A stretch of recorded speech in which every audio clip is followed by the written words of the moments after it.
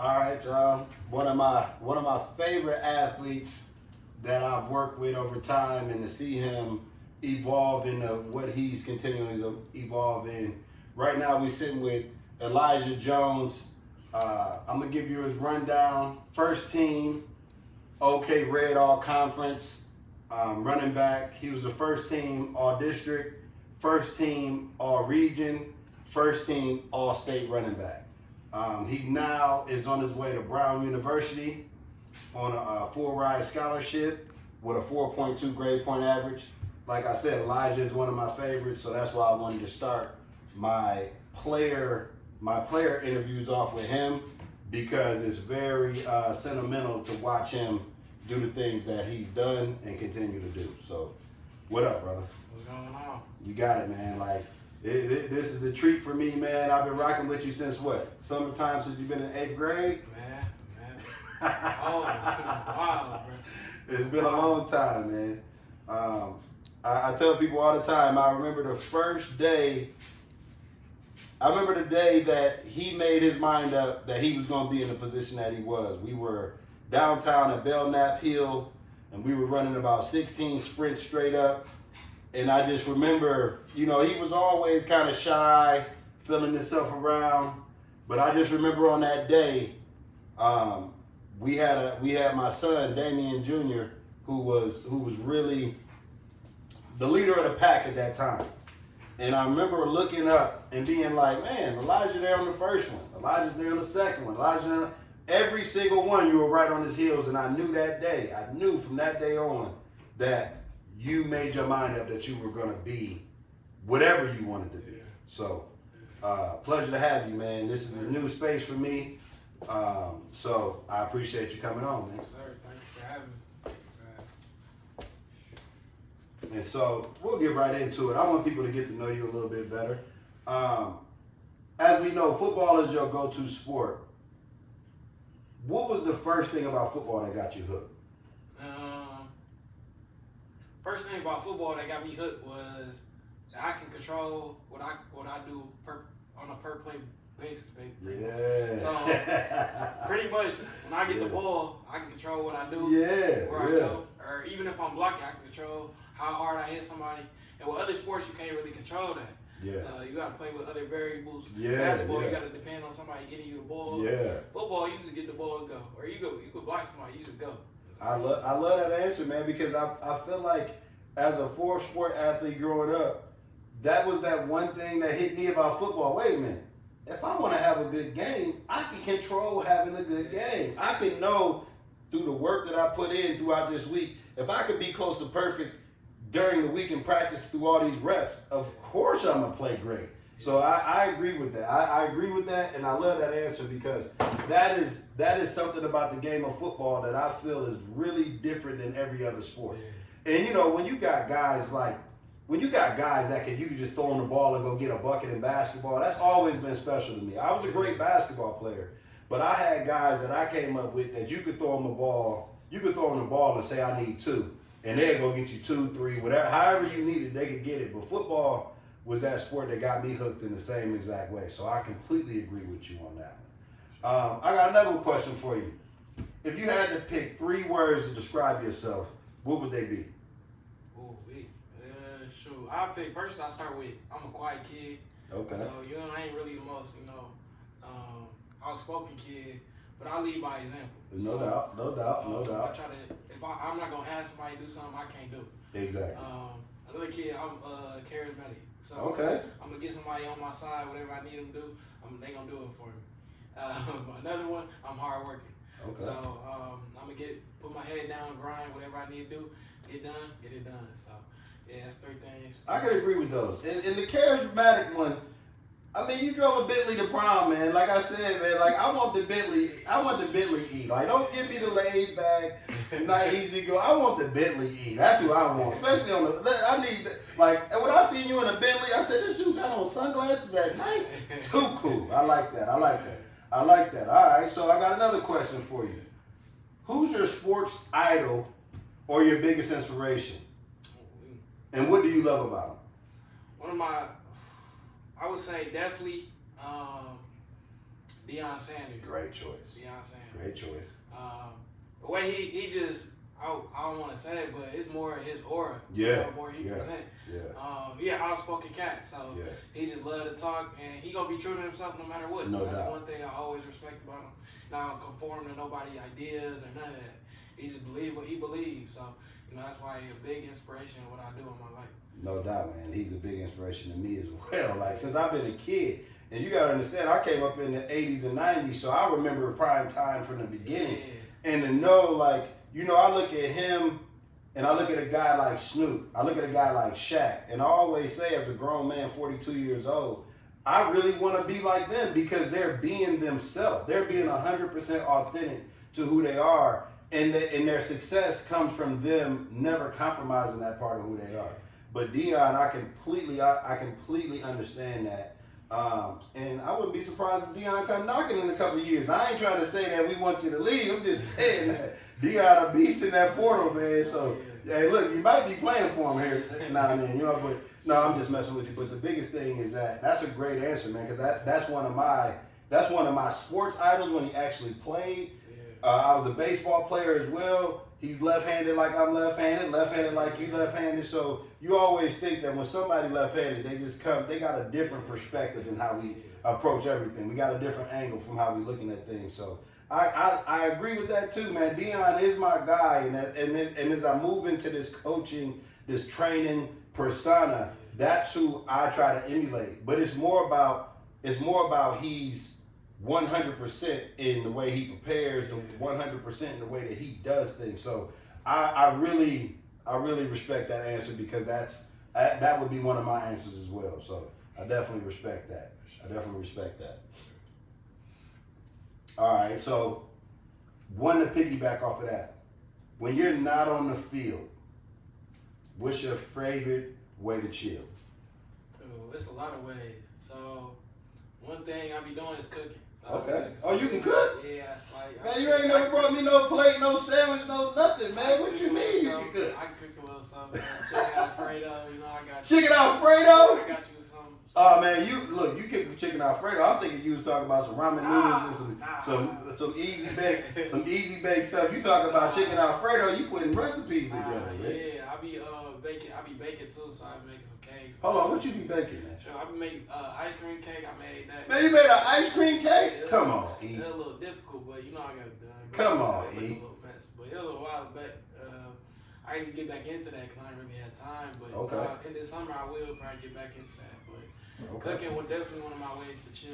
Okay. And then I definitely say another way is just like video games. I be on the game a lot, with friends and stuff like that. So it's a big way for me to wind down. Like one day at workouts, if that. But that's what's up.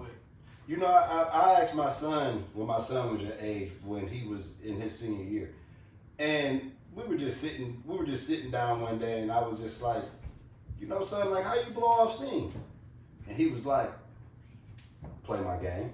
And I was like, so what you do, like, when you were like, and he was just like, and his answer kept coming back to playing the game. I got a younger son, and him and his brother, that's all, they play the game together. I used to love video games only because that was just a way for my homeboys to come over to my house and I ain't have to go nowhere. I never really was a video game guy. I would have the stuff, but it was just more of a way to get my homeboys to come to my house where I ain't have to worry about being in when the street lights came on and nothing like that. So, I mean, the video games are so dope nowadays that I can see how that's an easy way to wind down, is like get lost in it. That's what's up, man. I like that. I like that. I mean, when we talk about a kid that started with me probably in the most controversial, pivotal times in a lot of our children's lives that went to school during the COVID pandemic. We started in that 8th grade year going into the 9th grade. Tell me about how hard those couple of years were, and to get to this point that you are now. It's definitely a blessing. So I ain't had the greatest start, you know what I mean? I was always hurt, banged up every year with something. Oftentimes I'll play through it, but it's still like a nagging injury, so it'd be real annoying at times. I didn't know if I really wanted to play football after sophomore year, but I pushed through. Kept grinding, kept my head down. I knew it would work out eventually. God helped it work out. So, it was a big adjustment, but it was good for me. It was good. I went through that. I mean, I just remember talking to your father in those. And I know you remember those early Sunday morning workouts that we used to have at the EGR field. And it was just, like I tell people, when you made your mind up what you were going to do, you did it. And it was funny because one day your dad hit me up like, man, it was just me and Elijah at the house. And he woke me up about 7 o'clock in the morning like, I got to go to training. Like, you know what I mean? Like, and I can't remember, and I don't want to tell the story wrong, but I don't know if it was at night before you was going to bed or in the morning. But he was like, you came in like, look, I got training and I got to be there. You get what I'm saying? So, you always, when you had time, because once you get into high school, the sports, it starts taking up a lot more of your time. But anytime you can, like, I'll be putting on, when I edit this and put this online, they'll see like you throughout the years. They'll see you when you started with the high top fade. Then it went to the little braids. Now you got the dreads. You know what I'm saying? So it's a lot of stuff that I'm so proud of to be a part of. Just being a part of this journey and getting a job at Kentwood your senior year, and just and then most people don't realize when you go to my Instagram, number 0, the kid who's on my what is it called? The user, what is that called? The profile pic. That's Elijah. That's Elijah, and that was, people don't understand. He played on half a leg almost the entire season with a quad contusion.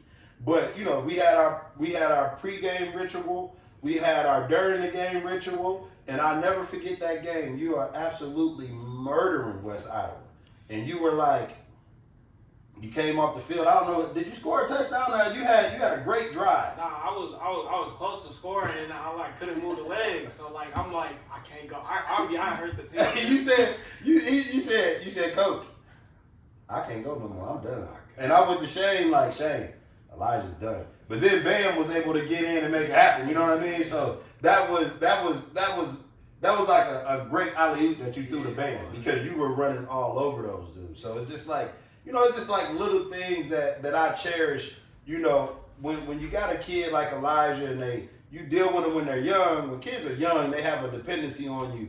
But when they get to be the man, when they're one of the captains on the team, when they're one of the best players in the conference, and they still hit you like, Coach, I need you before the game. Like, we got to do what we got to do. Those are the type of things that I cherish, man. Like, you guys got me through a lot of hard times in my life, and also showed me a lot about myself that I didn't understand.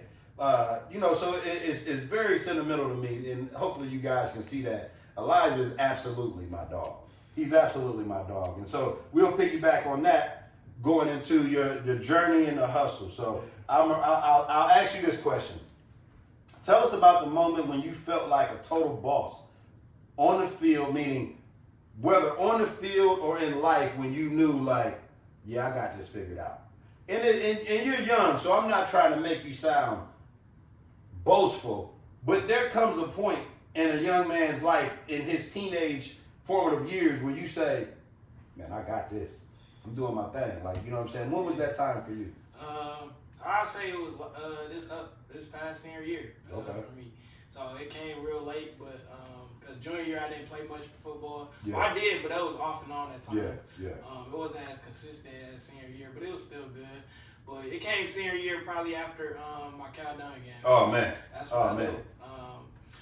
Coach Black, he came at me, he said, yeah, you got to play better.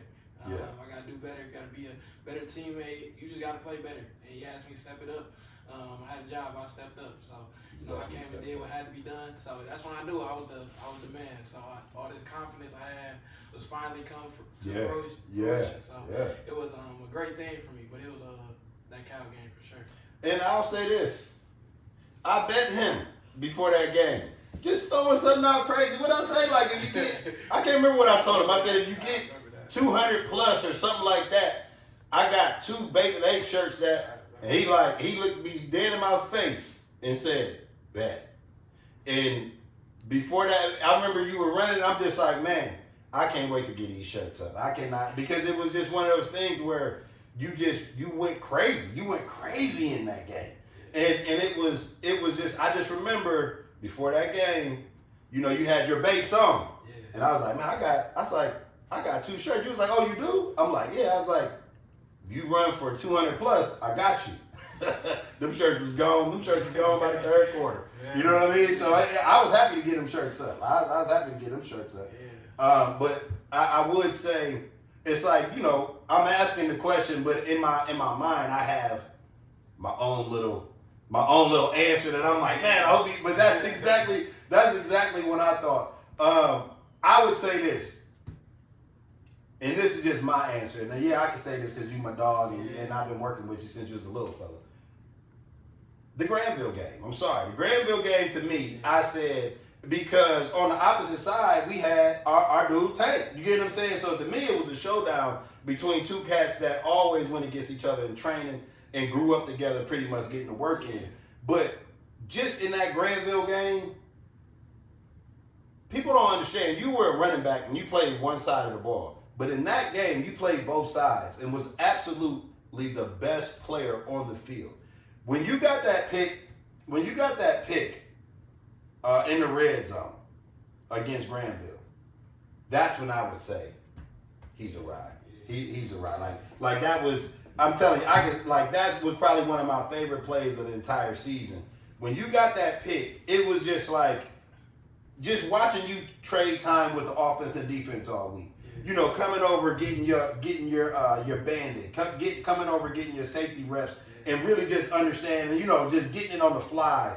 But watching you read that play from front to back, it was, I would say, for me, along with Caledonia, after that Caledonia game, that was probably my number one time where I said, oh yeah, he's definitely in his purpose now when it comes to this team. And you had a great game, man. You had a great game.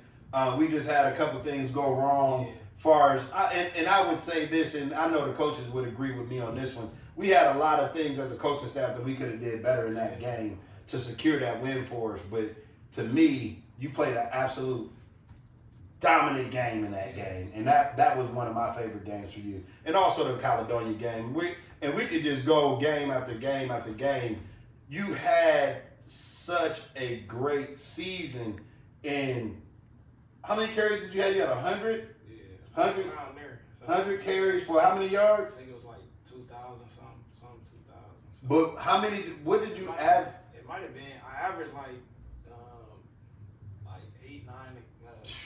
So 8-9 yards a carry, y'all. And not to mention we had the exact same production out of Cade at the quarterback position. So we had a very balanced offense. And I hate to say it, man. I'm sad to see you leave. I'm sad to see you leave, man. But hopefully, our team that's watching this understand that. I mean, all it takes is just that dedication and that just the willingness to go put that work in, like you've displayed over these years, man. So good stuff, man. Like I said, I know I had my own answer that went on top of yours, but you had a great season. There's a lot of times during this season where it was just like, damn, that was a great play. That's what we needed. So another question. What's a typical day look like for you? What does a typical day look like for you as an athlete and a student? As an athlete and a student, I would say during school time, it's usually just wake up at 6, 6:30, get ready for school. The night before, I usually try to finish off my homework, study what I need to study, then get stuff what I need to do in class. I usually put my head down, just get my work done. Then after school, during football times, I would just go to film, practice, all that. But hey, when I went home, I just went right to film. So I love watching film and stuff like that because it helped me get better. You can tell. Like, I can tell just from our first game through the end of the year, your film study picked up because you were a step ahead of those. You were stepping ahead of the defense and being able to shoot those gaps without having to think about it. You knew what you were seeing pre-snap, and it was a beauty to see, man. Yeah. And I gotta big up my man Keith Reed because you know, for somebody like me to want somebody to do good the way that I wanted you to do well this season, and to have a running back coach like Keith, you know what I mean, push you in that way, I'm telling you, man, I got to give a big shout out to my man Keith Reed, because I feel like to have a kid like you like a godsend for a coach, like especially a coach that demands a lot out of you. I felt like that was a perfect marriage between you and him this season. Yeah, that's my guy. He pushed me to be without him, I wouldn't really know where I'd be this season. He really pushed me to like limits I didn't even think I could do. Man. So we made sure he was on me about make sure the other guys, not just me, but everybody else good too. Because it's not just me. If I go down, then somebody else. Yeah. Just like the West Idaho game. So he was prepping me for that. Things like that. He a real good dude. That's my guy.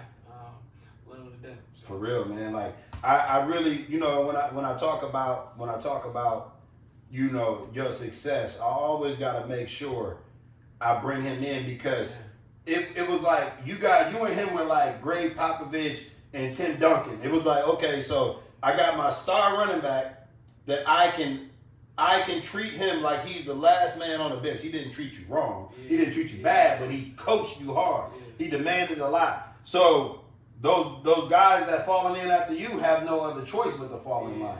It was, you know, it was just like, just watching the way that he coached y'all. I gotta send him a big shout out, because he literally he always had you in mind. You know, when we would talk outside, you know, when we would talk on the weekends, he would always be so proud of you. And you know, he hard as nails, so he probably wouldn't tell you that to your face. But I'm telling you now on YouTube or wherever we at, so he can get his big ups, man. But big up to my man Keith. I'm gonna miss him too, as well, man, because he's probably my favorite coach on the coaching staff. Definitely, you know what I'm saying? For sure. Definitely was. Now I'm gonna ask you a question. What's the biggest sacrifice you've made chasing your sports dreams? The biggest sacrifice I say I made was obviously my body and my time. So with sports, you know, especially at the level I wanted to play at, time was sacrificed. Times I wanted to go out with my friends, things like that. I had to make sure I got me right first. So and my body. So my body would often break down at times. It would just wouldn't work at times, and I had to like build up you know, just build it up. And but yeah, just not going out with friends and things like that. My body deteriorating, things like that. No doubt. And another guy I want to shout out to is Chuma. Chuma Achibello, man. Like you started working with Chuma. Was it after the summer? No, it was before. It was before. Before. Yeah, and it was just it was a great. We were able to bring it together so perfectly, because the conditioning that we were doing, the regimen that you were on, and just that speed work. I started seeing your long speed, like, you know what I mean, your top end speed through the work that you were doing. You know what I mean, like, and I seen it a lot too with Donovan as well. And you know, just so people know, like, Chuma was the first dude to give me a training job when I moved to Grand Rapids. He was the guy that I met Chuma going to a gym for just like doing like fitness classes. And man, he just pulled me to the side, told me like, look, this could be your future. I think you could be great at it. And I promise you, I never looked back from that day on. And we rocked together from that day on. So big shout out to Chuma too, because it's all these parents and all these kids and all these people that don't know us and really don't have an understanding of what it's like to be a big time athlete. They need to understand that it takes a collaboration of different trainers, different coaches. It takes your parents to understand that, you know, this guy is gonna be great for that. This guy is gonna be great for that. This coach is gonna be good for this. You know, this program is good. It takes a village to raise up a real athlete. And it's just much respect to your mom and dad, Kenny and Anita, because they've been great to me. They've been great to everybody that we work with. They support you guys. And, you know, it's just one of those things that the biggest sacrifice comes, like you said, with your time. So it's just like, you know, one thing I've never seen with you, you've never become Hollywood. You get what I'm saying? You know what I mean? Like, it's like, and that's what it takes. You got to be humble, because at the end of the day, we're really fighting an uphill battle coming from the west side of Michigan. You get what I'm saying? I'm from Northeast Ohio. The battle is tough, don't get me wrong, but we got a reputation of being a football place. You get what I'm saying? And I believe that West Michigan has, to me, maybe better athletes than all the state of Michigan. But it has a bad rap. And guys like you, guys that are coming along, guys like Cade, guys like, guys that like Tank, guys that we have been working with all these years, they're starting to add that toughness to the West Michigan fabric. You get what I'm saying? And not saying that it hasn't been there, because it's always been there, but it's starting to be noticed. Yeah, I agree, big time. And I'm gonna ask you a question. Have you ever wanted to quit? Yeah, for sure. A few times actually. After sophomore year, for sure. I was out like the last 2 games with my ankle injury. I was like, dang, am I really even, good enough to play? I didn't know if I was gonna start varsity. And then also junior year. Yeah. Junior year was a real tough year for me. So I wasn't playing like I thought I should have been playing. Yeah. That amount I should have been playing. Yeah. So when you getting in, subbed in and out, it felt like you being toyed with. Yeah. Not really, as good. So really contemplating quitting. And but I'm like, nah, I got to play it out this last year. I might play with my brothers. Yeah. And so that really kind of motivated me to keep grinding, keep playing, and wanted to be the best. I was like, I ain't want to settle. Yeah. So I just don't like, being not the best or considered the best. No doubt. It was just real motivating to me to keep my head down, grind, and just keep working. And how did you bounce back from that and keep it going? Because before you answer the question, I'll give a little insight. You were hurt the first part of the summer last year. Yeah. You were really hurt. You couldn't even jog for the first 4 to 5 weeks of the summer. So feeling like you felt your junior year, feeling how you felt after your sophomore year. How did you bounce back from that and keep it going? It was real tough at first. I kept trying to rush myself back. Yeah. And I realized you just got to be patient. Yeah, you got to be patient. Can't really rush these injuries, stuff like that. Just stay the course. I obviously push myself, but there's a limit. So I would push myself, things like that, whether it's in training or just running around, jogging when I can. As long as I don't feel like I'm overstepping or pushing it, I would be able to come back healthier. So that was a big part of coming back for me. Another part is my mindset. I realized that it's not a quick game; it's a slow game. So I gotta take it at the pace I need to take it, and it's gonna come to fruition eventually. No doubt. All right, so when it came to your injuries, okay, what's the toughest part about being injured? Because when you're in college, you have the trainers, you have everything. You can redshirt, you get a medical redshirt. When you feel like you haven't lived up to your potential in your younger years, you felt like you were not being used effectively as you got into your upperclassmen, meaning 11th grade. Yeah. What is the toughest part about really having to focus in and looking at your senior year like I'm already starting off hurt. We got a whole new coaching staff, whole new program that we're running. What is the toughest part about that? One of the toughest things I would say is seeing the other guys work and not being able to work with them. You see them grinding all summer, and eventually takes their toll. So you see the guys, having fun, grinding it out together. You want to be a part of that. So, yeah, no doubt. But you can't rush back or anything because it's just gonna make it worse. No doubt. And realizing I got all summer to get better, and I'll be back before camp and stuff like that. But it was definitely on my mental toughness. So it definitely rose and things like that. But it was real good for me to go through that. So now I know how it is and how to deal with it and stuff like that. Yeah, so definitely. It's gonna help you. It's gonna help you. The biggest thing is that's the hardest thing to do. I got injured my senior year and I couldn't play anymore.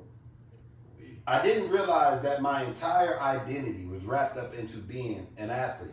What fueled me getting good grades, what fueled me being a great son, everything that made me who I was only fueled because I was getting what I wanted, that satisfaction off the competition and being able to go out and just be completely free on a football field or basketball court or on a track. How do you keep yourself upbeat and hyped to keep going? I think for me it just naturally happens. I have fun. Football is a real fun sport for me, so I know I'm gonna get back to it eventually, and it's gonna come back and it's gonna be fun for me. No doubt. Making plays is fun. Doing things like that is fun. Yeah. So football is just always fun. So that's what helped me. All right. Give me a story about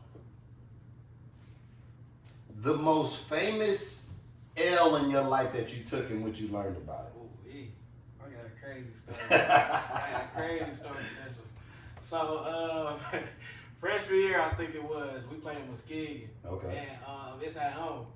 And back then, I'm playing corner, running back, all that. Yeah. So I go down, 3 touchdowns. I got like 3 touchdowns at this point. And it's like fourth quarter, it's last minute.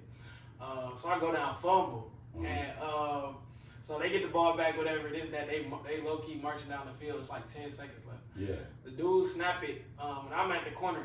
And they run a flood concept, so it's flood the back to my side. Yeah. So they run in the post, and then you got the dig back over. Yeah. And so I take the dig, and then he throw the post, and I try to get back on the post, and then he dude catch it over me, and it's crazy. And man. And I just sit on the ground. I'm like, I'm real sad. Like I'm cramping up too, cause I just play a full game, so I'm cramping up.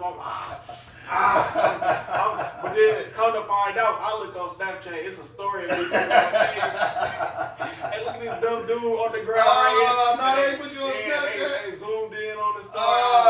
No, man, that's terrible, man. The whole team seen it laughing at me out, man. That's terrible, man. Like that now that is motivation right there. You know what I mean? Now that's motivation. Yeah, it was crazy. That's motivation. Like I tell people all the time, man, the ones that what you're gonna remember more than anything is those L's. It's gonna be them L's that you take. Like if I told you what was the best win you ever had, you'd be like, what was the score? Like if I asked you to score that game, what was the score of that game? Which one?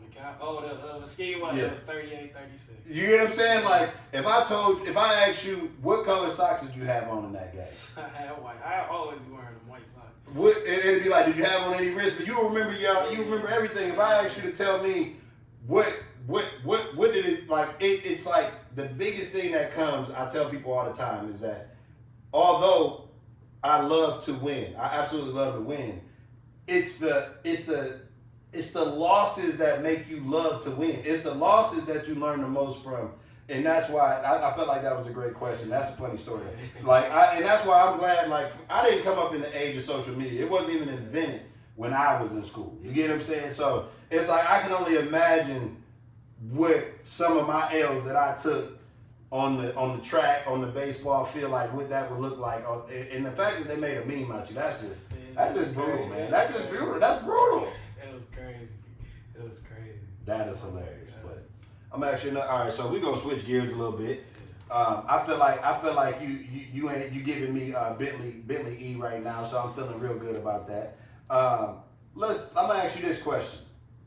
What's the one thing you're most hyped to achieve in football going forward? One thing I'm most hyped to achieve in football, playing with a new set of guys. Mm-hmm. So, one thing, I love my old team, but I'm excited for this new team. New people to meet, new friends to make, and new bonds to get. So it's gonna be exciting for sure. It's definitely gonna be exciting. It's definitely gonna be exciting. Like I can tell you, just having that mindset. I always say that the biggest advice I give for you is go into your freshman year as a freshman, not a senior. I went into my senior year. I went into my freshman year as a senior still. And that's the wrong way to go into it. You starting all over. Ain't no sense of bringing none of that with you. You get what I'm saying? So I feel like when I got to college, my friends back home, they're my friends forever. But my homeboys in college, they're my brothers. Like we ate together. You know, we did everything. Like you do everything with your team. So it's like literally being on your football team and never going home from your football team. You get what I'm saying? Like you're never, for the next 4 to 5 years, you're gonna be around your team more than you're around any other group of people hands down. I mean, it's gonna be like 99 to 1%. You're gonna be around your boys all year round. So it's like what you can live through 12 years of, kindergarten to 12th grade with somebody and that you grew up with, you get that amount of time in that 4 to 5 years plus some in college. So you are in for a treat because everybody is all working towards, everybody's going through the same thing. It's no difference. I played with guys that went to the NFL, guys that got picked second in the draft. Everybody still goes through the same exact thing. And that's what's going to be fun. That's what's going to be fun. Another question. Where do you see yourself in 5 years? Both in sports or in life? And in life, I'm sorry. Sports, I definitely see myself still playing football. No doubt. Where it's semi-professional. But it's somewhere along those lines, I definitely see myself playing football. Man, I love it. I love to hear you say that. You gonna get these people what they came to see. As long as you possibly can, man. That is a beauty to hear, man, for real. Yeah. But as a person, I definitely see myself growing into a young man. No doubt. Definitely see myself maturing and things like that. In 5 years, just having a different perspective on life and things like that. So no doubt. That's where I definitely see myself. If you could give one piece of advice to other kids dreaming about greatness, what would it be?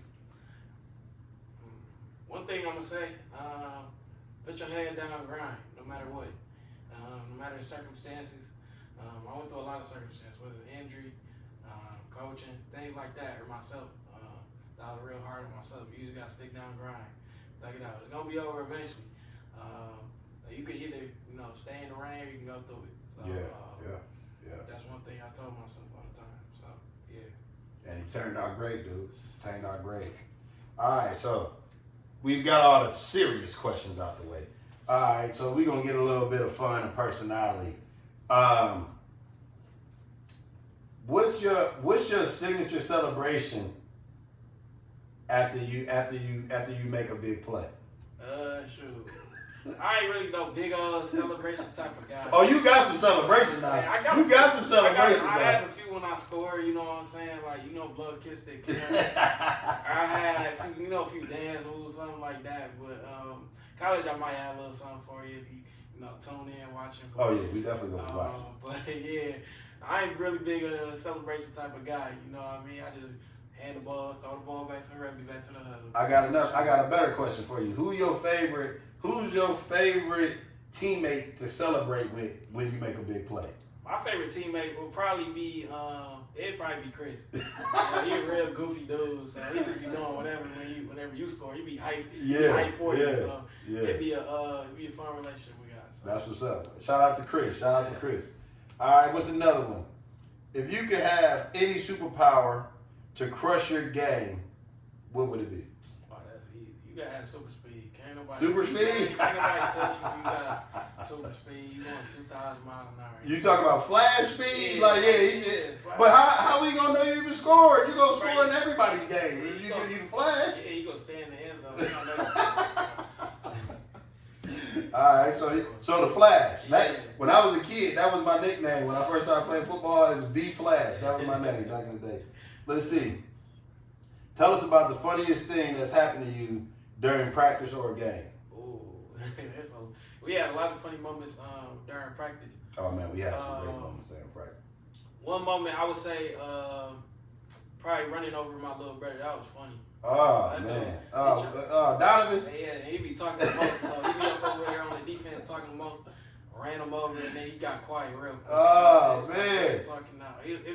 It's fun playing with him, but he be talking crazy. Man, Donovan is a dog. Yeah, Donovan is a dog. Yeah. But I always tell people about the story where, like Donovan, I always call Donovan Little D Wade, and I call Elijah Dominique Wilkins. Like they just was elite athletes. So I'm watching Donovan. I'm just like, man, I love his game, pull up game, all that. So Elijah, he would train basketball with me too. Yeah. So we did a session together. Him and Donovan did a session together. And I'm like, Donovan can ball. So I'm thinking this is gonna be a great little one-on-one. So we started playing one-on-one at the end of the session.